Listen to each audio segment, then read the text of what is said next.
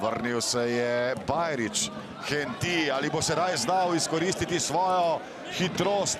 Henti, dobrovoljc ga spremlja, še vedno Henti, poda Hentija in vodstvo Olimpije. Andraž Šporar je dosegal gol po imenitni akciji Hentija. Skoraj da povsem nenevarni so bili Ljubljančani, potem pa izjemen protinapad Ezekiela. Jalec podaja Trajkovskega, priložnost sedaj za Domžale in izenačenje.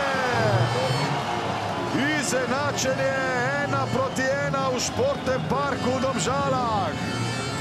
Toda vprašanje je sedaj, kdo je dosegal zadetek oziroma kako je do njega sploh prišlo. Gneča na oddaljenejši vrati.